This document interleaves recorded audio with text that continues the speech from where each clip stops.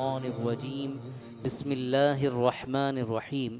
حضور نبی کریم صلی اللہ تعالی علیہ وسلم کا فرمان عالی شان ہے، زینوا مجالسکم بالصلاۃ علیہ، اپنی مجلسوں کو مجھ پر درود پڑھ کر سجاؤ، فإن صلاتکم علیہ نور لکم یوم القیامہ، کیونکہ تمہارا مجھ پر درود پڑھنا کل بروز قیامت تمہارے لیے نور ہوگا۔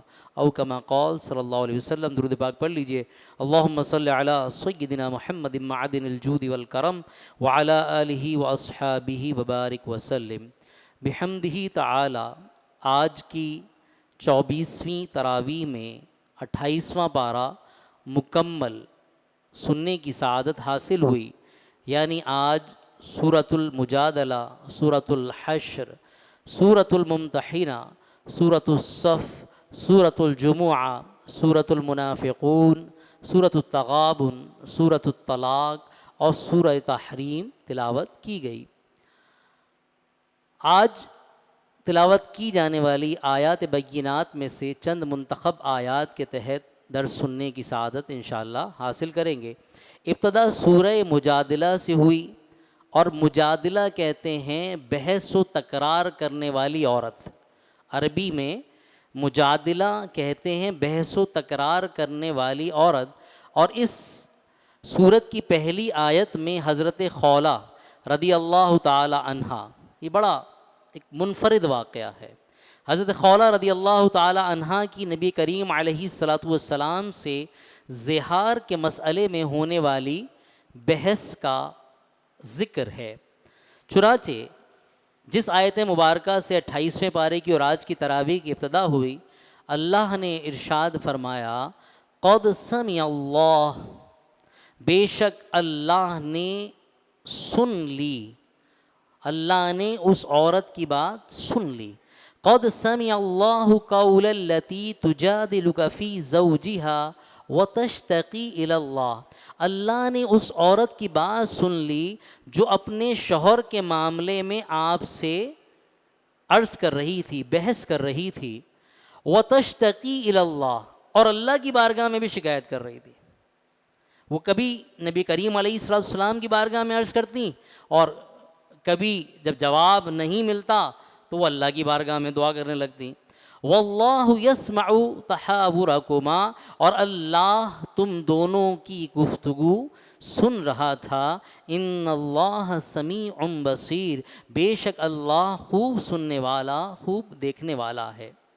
معاملہ کیا تھا؟ ام المومنین حضرت عائشہ صدیقہ رضی اللہ تعالی عنہا سے کئی روایت میں اس واقعے کا ذکر ہوا۔ آپ فرماتی ہیں کہ برکت والا ہے اللہ جس کی سماعت نے ہر چیز کو گھیر رکھا ہے۔ یعنی ایک خاتون آتی ہیں بارگاہ رسالت صلی اللہ علیہ وسلم میں اور اپنے شوہر کی شکایت کر رہی ہیں، اور آپ خود فرماتی ہیں کہ میں خولہ بنت ثعلبہ کی کچھ باتیں سن پا رہی تھی اور کچھ باتیں مجھے سنائی نہیں دے رہی تھی۔ کون کہہ رہا ہے؟ ام المومنین حضرت عائشہ صدیقہ رضی اللہ تعالی عنہ، جبکہ آپ رسول اللہ صلی اللہ علیہ وسلم کے بالوں میں تیل لگا رہی تھیں، اب اتنا قریب تھیں، اور آپ کہہ رہی ہیں کہ میں کچھ باتیں سن پا رہی تھی اور کچھ باتیں نہیں سن پا رہی تھی۔ اللہ اکبر۔ اور اللہ تبارک و تعالیٰ کیا فرماتا ہے کہ اللہ نے سن لیا، قد سمع اللہ۔ وہ تو میرا رب ہے آپ کا اور ہمارا، اس رب کی شان کیا ہوگی؟ اس کی عطا سے اس کے برگزیدہ بندوں کا یہ عالم ہے کہ اللہ کی عطا سے اس کی مخلوق، سلیمان علیہ السلام مخلوق میں سے ہے نا، اللہ اکبر، 3 میل دور سے ایک چینٹی کی گفتگو سن لیتے ہیں جس کا قرآن نے سورہ نمل میں ذکر کیا۔ تو رب عز وجل جو سمیع بھی ہے، بصیر بھی ہے، اس کا عالم کیا ہوگا۔ لیکن جہاں اس پر ہم سبحان اللہ کہیں وہاں کچھ غور کریں کہ وہاں گفتگو اور سرگوشی تو بہت دور کی بات، میرے رب کی شان یہ ہے کہ دلوں پر گزرنے والے خیالات جو ہم سوچ رہے ہوتے ہیں، جو ہمارے دل میں آتے ہیں، ہمارے ذہن میں آتے ہیں، وہ بھی اللہ سے پوشیدہ نہیں ہیں۔ تو ہمیں اللہ ہمارے احوال کی اصلاح فرمائے، ہمیں غور کرنا چاہیے کہ ہم کیا سوچتے ہیں، کیا بولتے ہیں۔ اللہ اکبر۔ تو آپ فرماتی ہیں ام المومنین کہ حضرت خولہ اپنے شوہر کے بارے میں رسول اللہ صلی اللہ علیہ وسلم سے شکوہ کر رہی تھی کہ یا رسول اللہ، اس شخص نے میری جوانی نگل لی، جب میری عمر زیادہ ہو گئی اور مجھ سے اولاد کا سلسلہ بند ہو گیا تو اب اس نے مجھ سے زہار کیا ہے۔ پہلے سمجھ لیجئے زہار کیا ہوتا ہے۔ زہار اس حکم کے نازل ہونے سے پہلے، اسلام سے پہلے، اس سے طلاق مراد لی جاتی تھی۔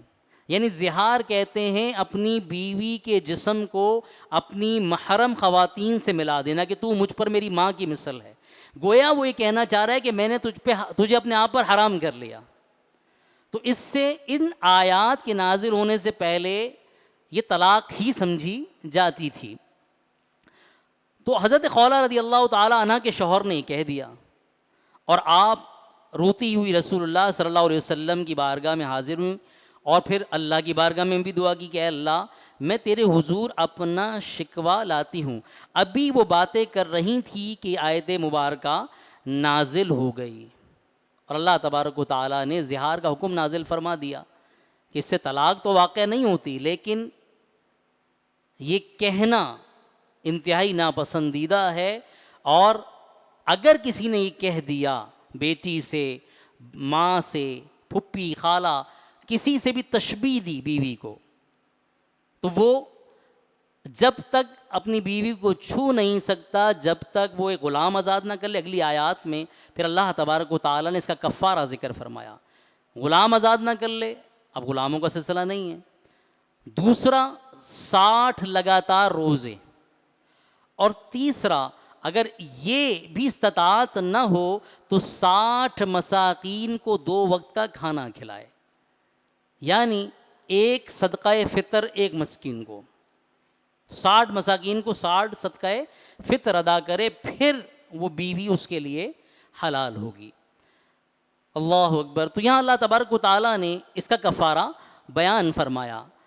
حضرت خولہ رضی اللہ تعالیٰ عنہا کا اس کے بعد عالم یہ تھا کہ روایتوں میں ملتا ہے امیر المومنین حضرت عمر فاروق رضی اللہ تعالیٰ عنہ کا دور خلافت تھا۔ آپ جلیل القدر صحابہ کے لشکر کے ساتھ کہیں جا رہے تھے سواری پر، حضرت خولہ رضی اللہ تعالی عنہ اور بوڑھی ہو چکی تھی، یہ گزر رہی تھی، تو انہوں نے امیر المومنین حضرت عمر رضی اللہ تعالیٰ عنہ کو اشارے سے نیچے بلا لیا، تو آپ نے قافلہ رکیا، آپ نیچے تشریف لے آئے، اور انہوں نے نصیحتیں شروع کی، تو وہ کھڑے ہو کے خاموشی سے سنتے رہے۔ تو کسی نے کہا اے امیر المومنین، آپ نے اس بڑھیا کی وجہ سے قریش کے اتنے لوگوں کو اتنی دیر کھڑا کر دیا، اتنے معزز لوگ آپ کے ساتھ تھے۔ اللہ اکبر۔ تو آپ رضی اللہ تعالیٰ نے فرمایا کہ تم پر افسوس ہے، تم نہیں جانتے ان کی یہ وہ خفیہ آواز والی عورت ہیں جن کا شکوہ اللہ نے آسمانوں پر سنا۔ یہ خولہ بنت ثعلبہ ہیں، واللہ اگر یہ عورت رات تک مجھ سے باتیں کرتی رہتی تو میں سنتا رہتا۔ ایک روایت میں ملتا ہے کہ آپ نے کہا میں اپنی نمازوں کے لیے ضرور جاتا ورنہ میں کھڑا رہتا۔ تو صحابہ کرام علیہم رضوان میں ان کا احترام ایسا تھا۔ اب رسول اللہ صلی اللہ علیہ وسلم نے جب زہار کا حکم نازل ہو گیا، اچھا یہ بحث کیوں کر رہی تھی؟ اس لیے کہ اس وقت رسول اللہ صلی اللہ علیہ وسلم کی بارگاہ میں اس کا حکم ہی نہیں تھا، اللہ تعالیٰ کی طرف سے کوئی حکم ہی نہیں آیا تھا، تو آپ نے سکوت اختیار فرمایا۔ جب آپ نے سکوت اختیار فرمایا تو جیسے خواتین کی عادت ہوتی ہے، ان کی بحث بڑھتی جا رہی تھی کہ آپ مجھے بتائیے میں کیا کروں، میں اپنے بچوں کو کہاں لے کے جاؤں۔ ام المومنین رضی اللہ تعالی عنہا نے ان کو ڈانٹا بھی کہ دیکھو رسول اللہ صلی اللہ علیہ وسلم کا چہرہ متغیر ہو رہا ہے، غالباً وہی نازل ہو رہی ہے۔ پھر قرآن پاک کی 28ویں پارے کی ابتدائی آیات نازل ہوئیں، قد سمع اللہ قول الذی تجادلک فی زوجہا، بے شک اللہ نے اس عورت کی بات سن لی جو اپنے شوہر کے معاملے میں آپ سے بحث کر رہی تھی اور اللہ کی بارگاہ میں شکایت کرتی تھی۔ اب نبی کریم علیہ الصلوۃ والسلام نے ان کے شوہر کو بلوا لیا، ان کے شوہر کو بلوایا اور حکم دیا کہ جاؤ غلام آزاد کرو کفارے میں۔ تو انہوں نے عرض کیا یا رسول اللہ میں اتنی استطاعت تو نہیں رکھتا، میرے پاس تو کوئی غلام نہیں ہے۔ تو فرمایا پھر اس کا دوسرا طریقہ یہ ہے کفارے کا کہ کیا کرنا ہے، 60 لگاتار روزے، اور یہ رمضان کا کفارہ ہو یا اس طرح کی کسی زہار کا کفارہ ہو، 60 لگاتار سے مراد یہ ہوتی ہے کہ ایک بھی گیپ نہیں آئے، اور رکھنے بھی ایسی ہیں کہ رمضان بیچ میں نہ آئے، یا وہ روزے جو منع ہیں عید نہ آئے، پورے لگاتار ہونے چاہیے، ایک بھی رہ جائے تو دوبارہ سے شروع ہوگا۔ رمضان کا بھی اگر کسی نے جان بوجھ کے توڑا تو یہی کفارہ ہے، اور اس میں چوائس نہیں ہے کہ یہ نہیں تو یہ نہیں تو یہ، غلام تو ویسے ہی نہیں ہے۔ آپ نے فرمایا 60 لگاتار روزے رکھو، تو انہوں نے عرض کی یا رسول اللہ صلی اللہ علیہ وسلم اتنی بھی میرے اندر طاقت نہیں ہے۔ اللہ اکبر۔ میرے آقا علیہ الصلوۃ والسلام نے ارشاد فرمایا پھر 60 مساکین کو کھانا کھلاؤ۔ تو قربان وہ آقا کی شان پر انہیں کیسا یقین تھا، آقا کے کریم ہونے پر۔ اللہ اکبر۔ انہوں نے کہا یا رسول اللہ میں مدینہ طیبہ میں سب سے زیادہ غریب مسکین میں ہی ہوں۔ تو نبی کریم علیہ الصلوۃ والسلام کی بارگاہ میں کہیں سے کھجوروں کا تحفہ آیا، آپ نے کہا جاؤ یہ مدینے کے مسکینوں میں بانٹ دو، یہی تمہارا کفارہ ہے۔ بات یہاں ختم نہیں ہوئی، ایک روایت میں ملتا ہے کہ انہوں نے کہا یا رسول اللہ سب سے غریب تو ہم ہی لوگ ہیں، تو فرمایا جا اپنے گھر والوں کو کھلا دو، یہی تمہارا کفارہ ہے۔ لیکن یہ اختیار رسول اللہ صلی اللہ علیہ وسلم کو تھا، کوئی روزہ توڑ دے کسی پہ کفارہ ہو تو اس میں اب یہی ہے کہ وہ 60 روزے ہی رکھے گا۔ ہاں کوئی اتنے بڑھاپے کو پہنچ گیا کہ قریب المرگ ہے یا صحت یاب ہونے کی امیدیں باقی نہ رہیں، تو اس کے لیے ہے کہ وہ صدقہ فطر ادا کر دے۔ یہ دائمی مرض میں مبتلا ہے، دائمی مرض جس سے صحت یابی کی اب امید نہ ہو۔ بہت سارے ایسے مرض ہیں کہ وہ دائمی ہوتے ہیں، وہ لگ جاتے ہیں تو پھر چھوٹتے نہیں ہیں، تو ایسا مریض البتہ صدقہ فطر دے سکتا ہے، ورنہ کوئی جان بوجھ کے روزہ توڑ دے تو 60 روزے لگاتار، اس میں یہ نہیں کہ بھائی یہ کر لوں یہ نہیں تو یہ کر لوں، ترتیب 60 روزے ہی رکھنے ہیں۔ اللہ تبارک و تعالی ہمارے احوال کی اصلاح فرمائے۔ جو چیزیں سمجھنے کی علماء اس آیت کے تحت فرماتے ہیں کہ سرگوشی بھی اللہ سے پوشیدہ نہیں ہے، تو اور اللہ سے تو دلوں پر گزرنے والے خیالات بھی پوشیدہ نہیں ہیں، تو علماء فرماتے ہیں کہ ہمیں غور کرنا چاہیے کہ ہم نہ جانے کیسی کیسی گفتگو کر جاتے ہیں۔ اب یہ رسول اللہ صلی اللہ علیہ وسلم سے اس طرح بات کر رہی ہیں کہ ام المومنین کہتی ہیں میں سر میں تیل ڈال رہی ہوں، مجھے بھی مکمل بات سمجھ میں نہیں آ رہی۔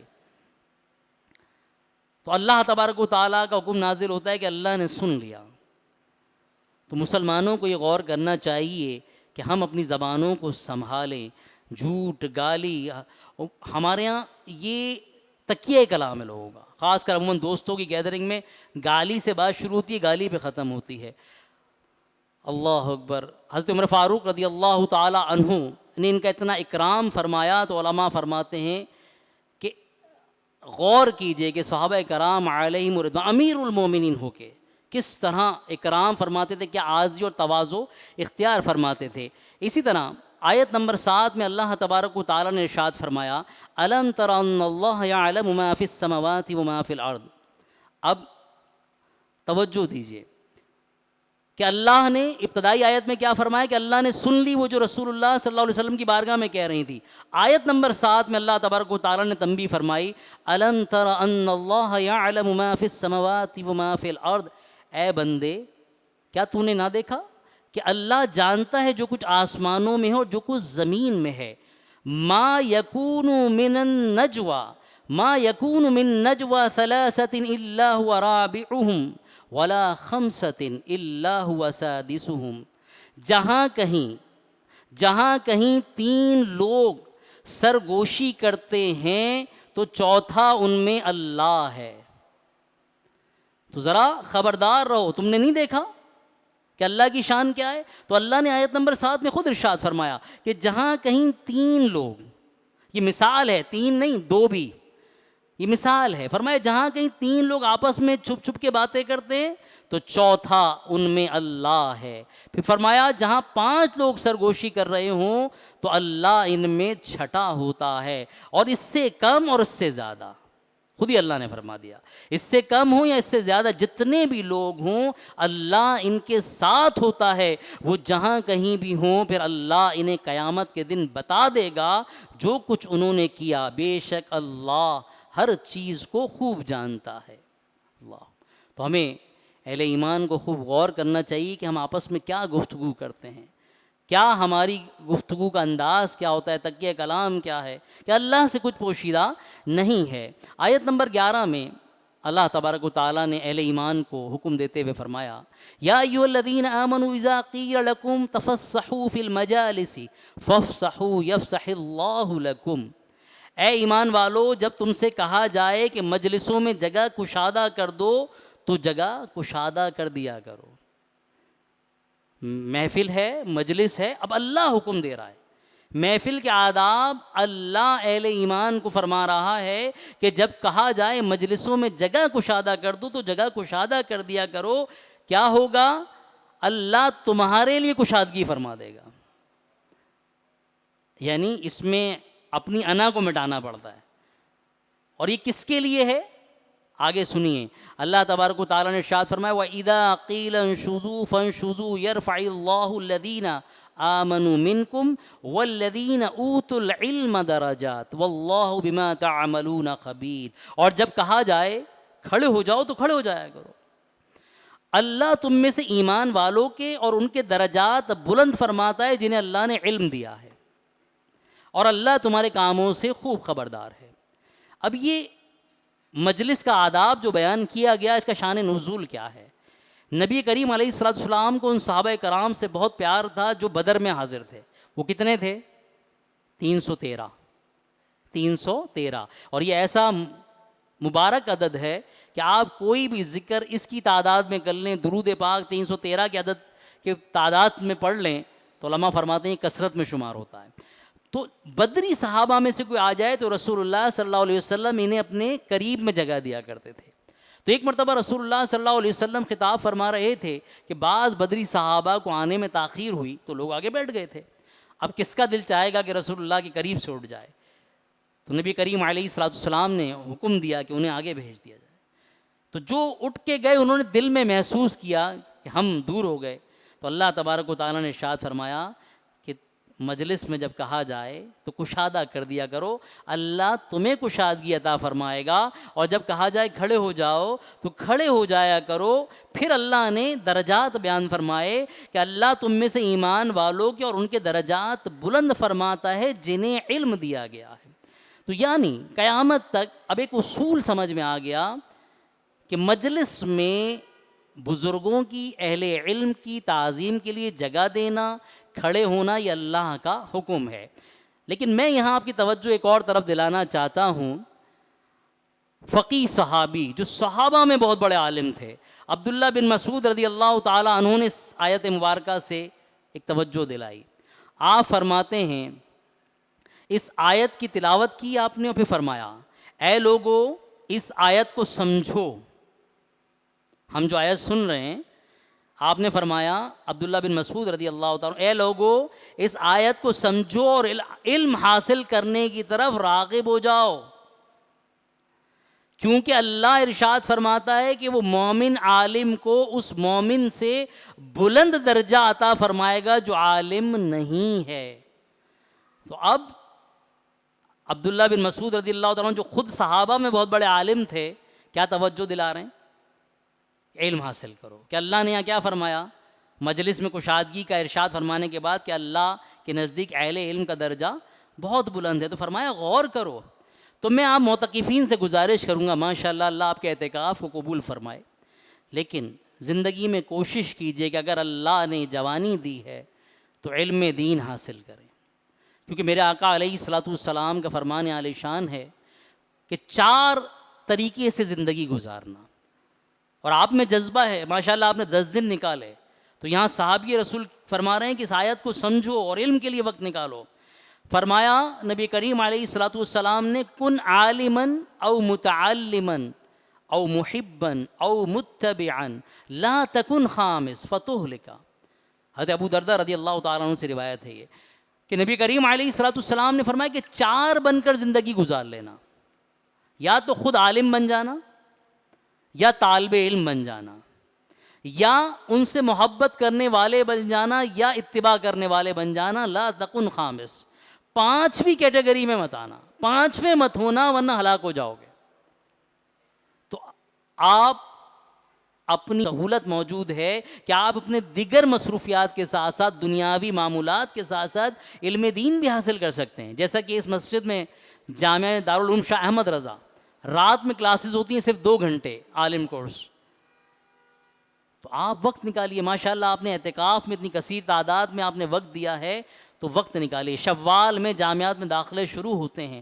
کوشش کریں کہ علم دین کے لیے وقت نکالیں کہ میرے آقا علیہ الصلوۃ والسلام کو پسند یہ, اللہ کو پسند یہ ہے کہ آدمی عالم بن جائے. جیسا کہ حضرت فخر الدین رازی علیہ رحمہ ایک واقعہ نقل فرماتے ہیں تفسیر میں. آپ فرماتے ہیں کہ ایک صحابی بارگاہ رسالت صلی اللہ علیہ وسلم میں حاضر ہوئے, عرض کیا یا رسول اللہ صلی اللہ علیہ وسلم,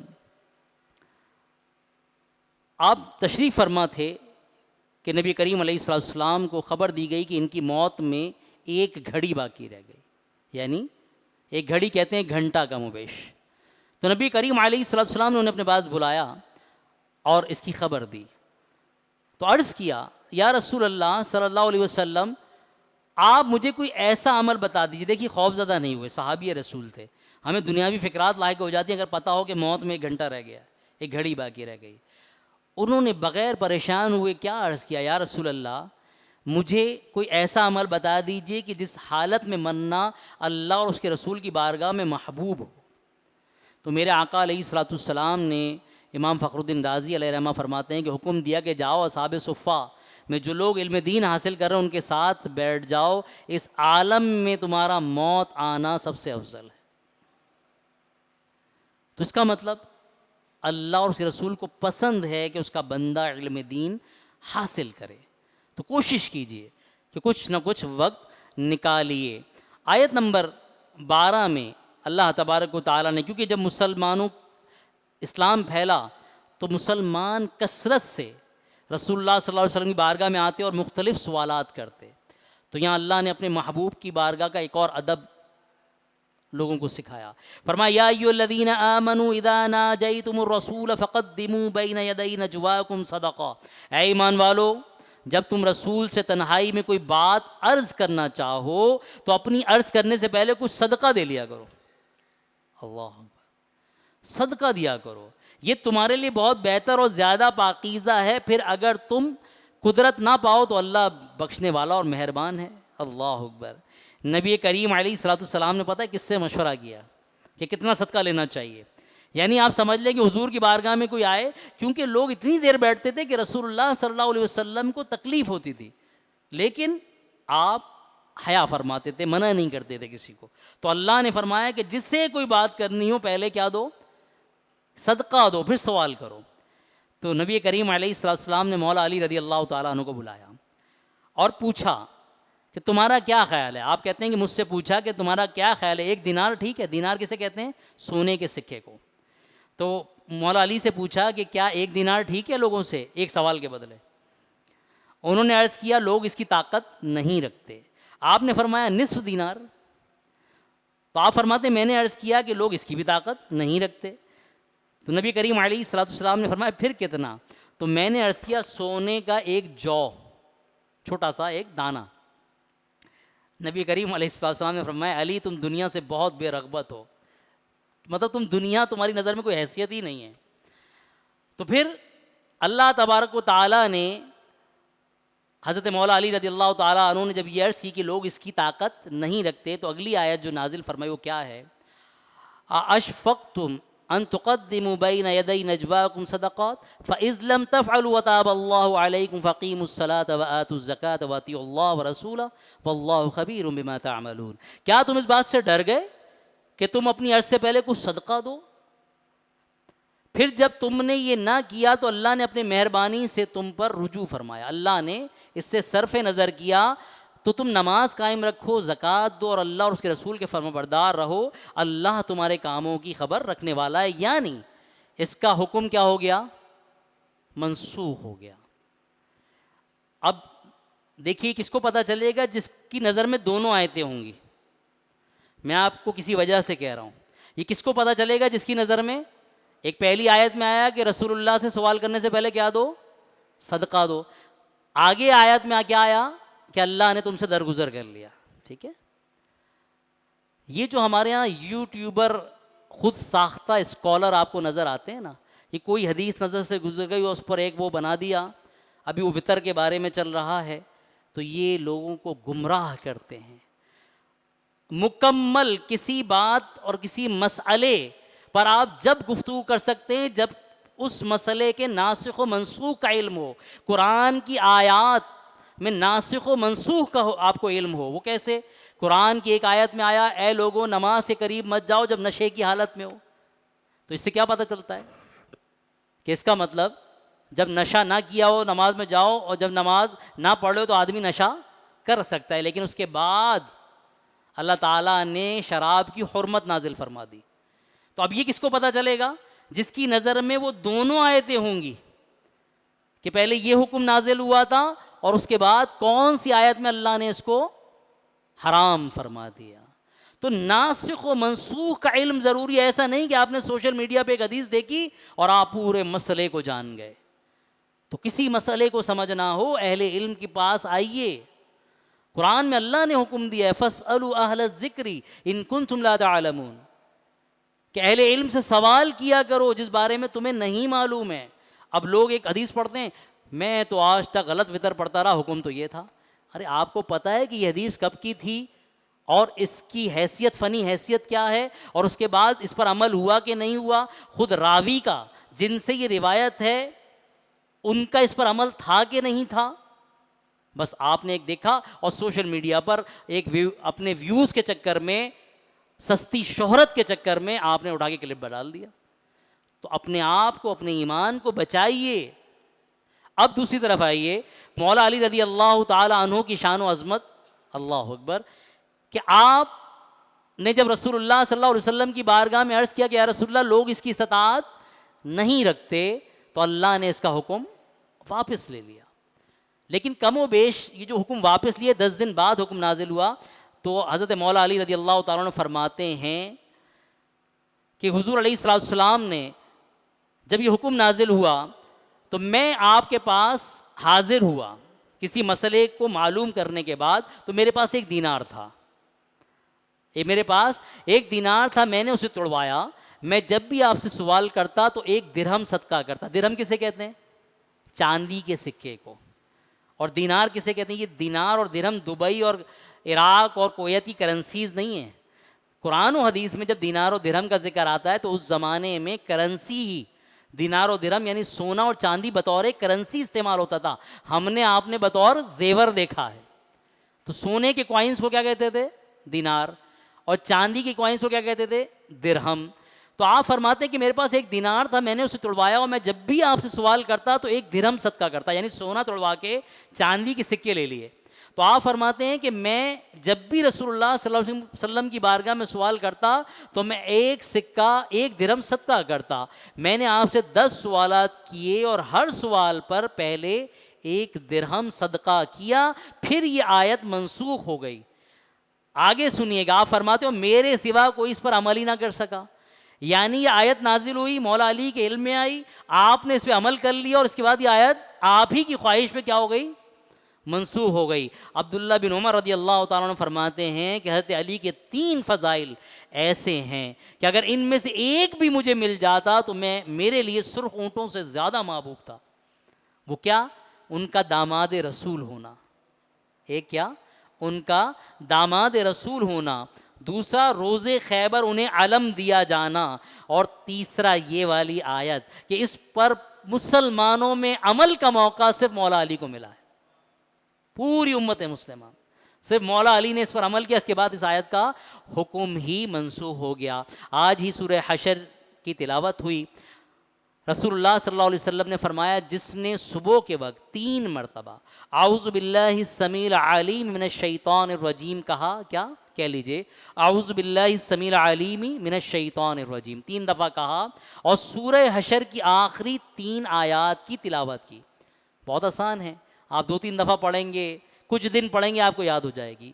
هو اللہ الذی لا الہ الا هو عالم الغیب والشہادہ هو الرحمن الرحیم سے لے کر آخر تک.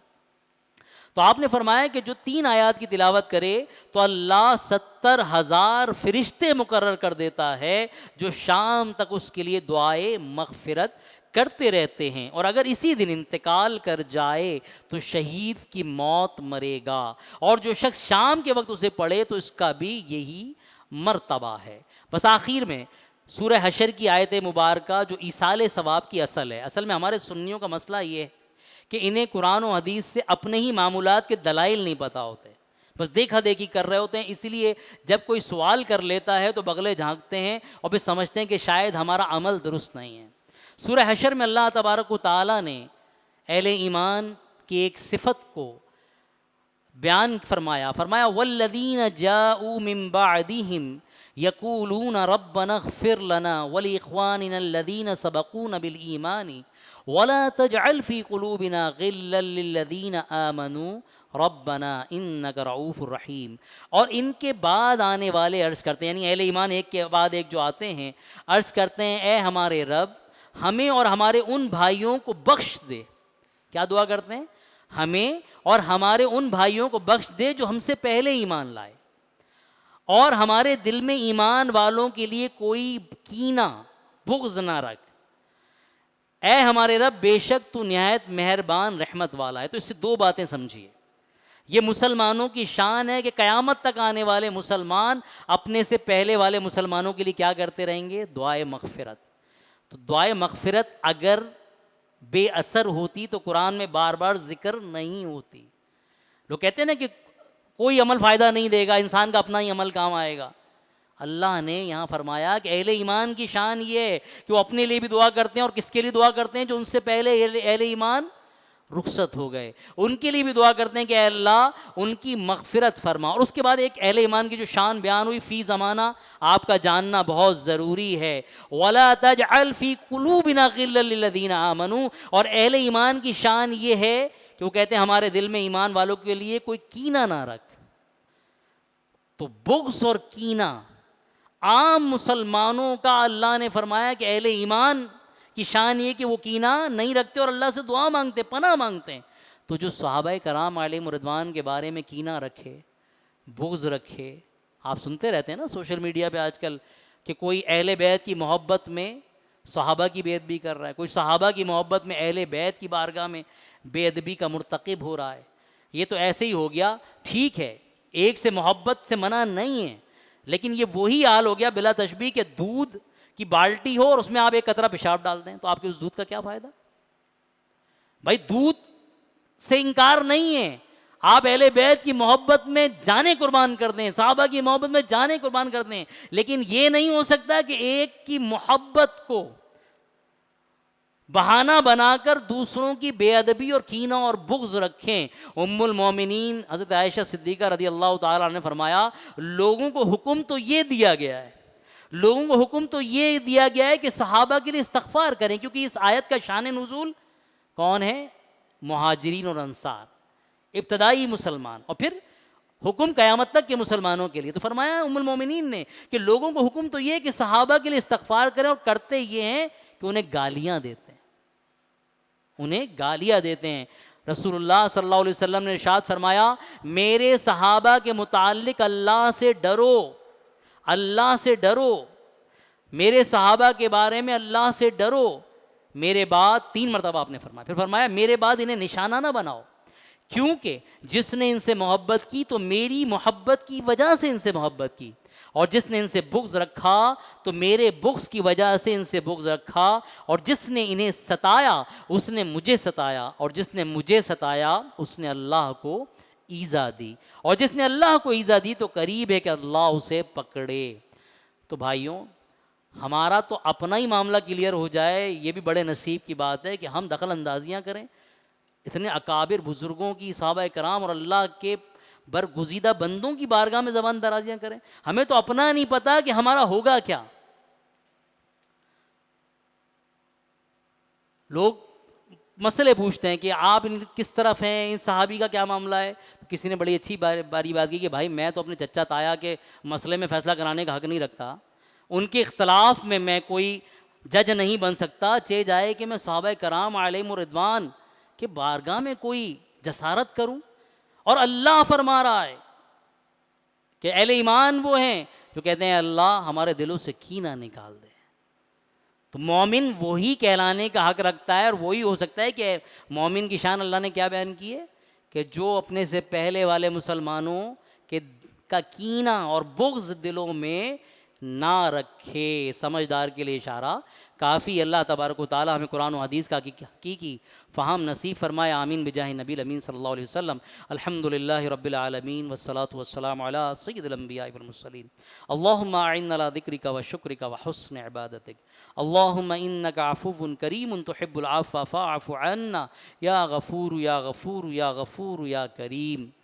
ان اللہ وملائکتہ یصلون علی النبی یا ایہا الذین آمنوا صلوا علیہ وسلموا تسلیما.